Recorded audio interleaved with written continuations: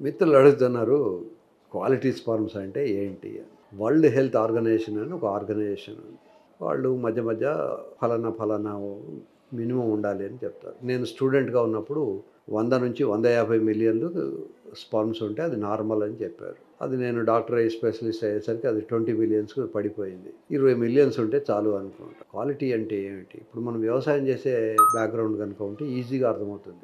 పంట నుంచి రాగానే అందులో గట్టి విత్తనాల్ని జల్లెడబట్టి గానీ, చేత్తో ఏరి గానీ సెపరేట్‌గా మళ్ళీ నెక్స్ట్ పంటకు తీసి పెట్టుకుంటాం. అయితే ఈ మధ్య కాలంలో ఈ జెనెటిక్స్ అని ఇవన్నీ వచ్చిన తర్వాత మనం పంటకు వచ్చిన విత్తనాలు కనుక వేస్తే మళ్ళీ పంట రాదు.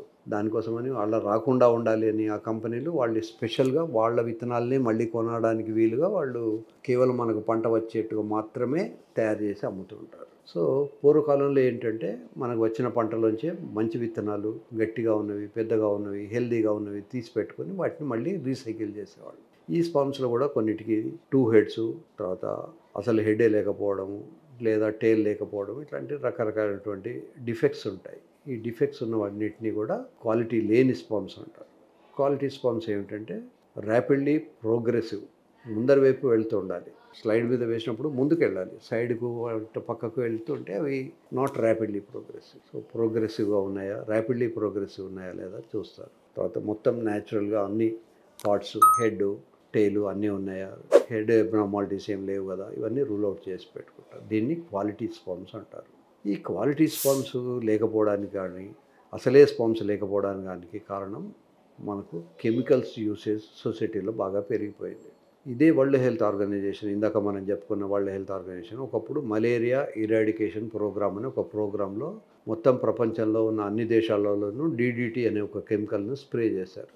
దురదృష్టవశాత్తు మలేరియా పోలేదు, దోమలు పోలేదు, ఇంకా మలేరియా ఉంది, ఇంకా దోమలు ఉన్నాయి ఈరోజు కూడా. కానీ ఆ కెమికల్ ఎఫెక్ట్ వల్ల మగవాళ్ళలో ఉన్నటువంటి స్పర్మ్స్ కౌంట్ తగ్గిపోతున్నాయి. కొన్ని వెస్ట్రన్ కంట్రీస్లో వాళ్ళ ప్రిడిక్షన్ ప్రకారం కొన్ని సంవత్సరాల తర్వాత వాళ్ళ రేస్ అంతరించిపోతుంది. ఆ రేస్లో ఉన్న మగవాళ్ళకి ఎవరికి స్పర్మ్స్ ఉండవు. మీరు వినే ఉంటారు, యాదవులు అని చాలా పవర్ఫుల్ రేస్ ఉండేది కృష్ణుడి టైంలో. వాళ్ళందరూ కొట్టుకొని చనిపోయారు. సో, ఒక్కొక్కసారి అలా రేస్ మొత్తం కూడా నాశనం అయ్యే అవకాశాలు ఉంటాయి. కనుక ఈ స్పర్మ్ ఒకటేమో కెమికల్ వల్ల. ఇప్పుడు మన దురదృష్టవశాత్తు ఈవెన్ 2025లో కూడా మనం పీల్చే గాలిలో చాలా కెమికల్స్ ఉంటాయి. మన సిటీలో, సిటీ చుట్టూ ఫ్యాక్టరీసే ఉన్నాయి. రెండోది, సిటీలో ఉన్న వెహికల్స్ వదిలే పొగ వల్ల అదంతా కూడా మన శరీరంలోకి ఎంటర్ అవుతూ ఉంటుంది. మనం తాగే నీళ్ళల్లో కెమికల్ ఉంటాయి. మనం తినే తిండిలో ఫర్టిలైజర్స్, పెస్టిసైడ్స్ ఉంటాయి. మనం ఒక పండు కొనుక్కుంటే ఆ పండు మగ్గడానికి కోసమని వాళ్ళు ఏదో కెమికల్లో పెట్టి పెడతారు. ఇట్లా కెమికల్ ట్రీట్మెంట్ లేని వస్తువు దొరకడం చాలా కష్టంగా ఉంది. ఈ మధ్యకాలంలో ఎస్ఓటి పోలీస్ అని ఉంటారు. వాళ్ళు ఈ అల్లం ఎల్లిగడ్డ పేస్ట్ని పట్టుకున్నారు. వాడెవడో ప్రబుద్ధుడు దాంట్లో యాసిడ్ కలిపాట, ఘాటు ఎక్కువ ఉండాలని. మరి యాసిడ్ కడుపులోకి వెళ్ళిన తర్వాత మంట చేస్తుంటారు. సో, అల్లం ఎల్లిగడ్డ ఏది కూడా రా మెటీరియల్ తెచ్చుకోండి, రెడీమేడ్ తెచ్చుకోకండి. రాలో కూడా మనకు ఎన్నో ఇబ్బందులు వస్తున్నాయి. పసుపు ఉన్నదనుకోండి, పసుపు కొమ్ములు తెచ్చుకొని దాన్ని పౌడర్ చేయించుకోండి. పసుపు పౌడర్ తెచ్చుకుంటే దాంట్లో వాడు కెమికల్ కలుపుతాడు పసుపచ్చగా ఉండేది. కారం పొడి తెచ్చుకోకండి, కారం మిరపకాయలు తెచ్చుకొని దాన్ని పొడి చేయించుకోండి. కారంలో కూడా రెడ్గా ఉండేది ఇంకో పౌడర్ కలుపుతారు. గ్రీన్గా ఉన్నాయి కదా అని మనం బఠానీలు తెచ్చుకుంటే బకెట్లో వేస్తే బకెట్ అంతా గ్రీన్ అయిపోతుంది. దానికి ఒక కెమికల్ ఉంటుంది. ప్రతి వస్తువు ఇంట్లోకి వచ్చేటప్పుడు కొంచెంసేపు నీళ్ళలో నానబెట్టి చూడండి, దాంట్లో ఏమైనా కెమికల్స్ ఉంటే డిజాల్వ్ అయ్యి బయటికి వెళ్ళిపోతాయి. సో, కెమికల్ ఇన్వాల్వ్మెంట్ చాలా ఎక్కువైపోయింది. మనకు తెలియకుండానే మన శరీరంలోకి కెమికల్ డిపాజిట్ అవుతూ ఉంటుంది. ఇప్పుడు ప్లేట్ కడిగినప్పుడు విమ్ సోప్ అని, ఇట్లా రిన్ సోప్ అని ఇట్లాంటి కొన్ని సోప్స్ ఉంటాయి. ఆ సోపు కొన్ని మైక్రో లెవెల్, చిన్న చిన్న లెవెల్స్లో కడిగిన తర్వాత కూడా దానికి అలాగే ఉంటాయట.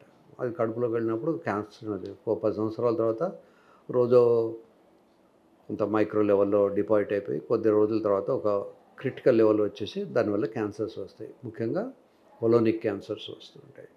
తర్వాత ప్లాస్టిక్ యూసేజ్.